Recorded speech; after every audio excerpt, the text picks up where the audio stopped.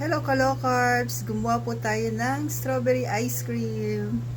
Tikman na natin. Wow! Sarap.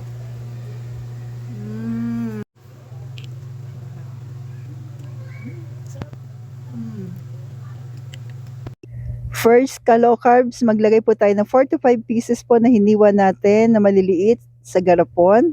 1 tablespoon po ng stevia powder at 3 to 5 drops po ng stevia liquid powder po.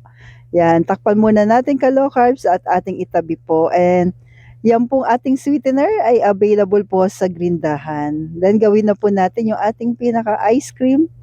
So 2 packs po ng 250 ml na pinalamig po natin sa rep ng all-purpose cream po, Kalokarbs. Then gamitan po natin ng hand mixer po. And please don't forget to like and follow po para updated tayo sa ating mga low carb meal, low carb dessert natin, low carb bread, low carb kwentuhan natin, at low carb kaalaman everyday. Thank you po and God bless.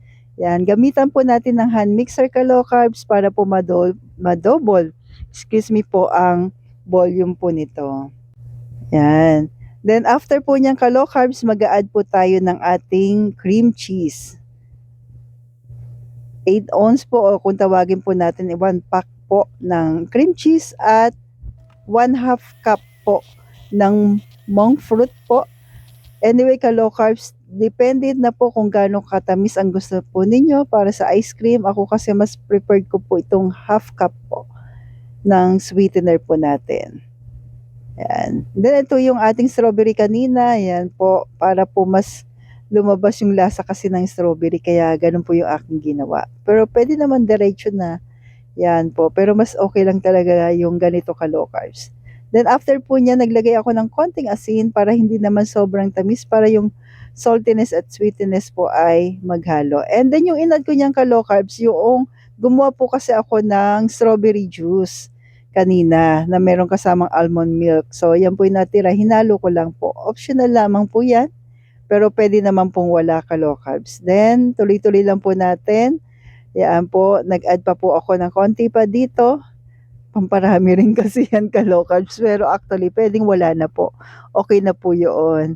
Yan, ang hinayang lang po ako para mas lalo lang po malasahan yung strawberry. Kaya nag-a-add po ako nito. Pero actually, sabi ko nga, pwedeng wala. So, ito po yung ating strawberry. Ang talong, paano kung walang strawberry? Pwede naman pong avocado, pero dahil wala sa ating avocado ngayon, seasonal po, okay naman din po yung ibang prutas na pwede sa atin, Kalokarbs. Actually, lemon ice cream, pwede rin po yan. Yan. Pero masarap talaga itong strawberry. Yan po yung konting nauwi ko galing Baguio. So, ayan na po yung ating tinikman kanina. Nag-separate tayo sa garapon para po magamit natin kanina sa intro natin. And then, yung iba po nilagyan ko po pala ng chia seeds.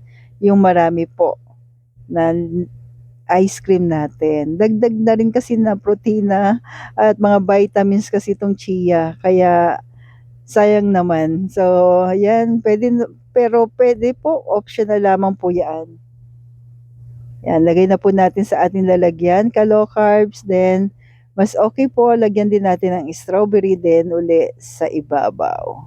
So, stay healthy, stay low carb po. God bless po sa ating lahat.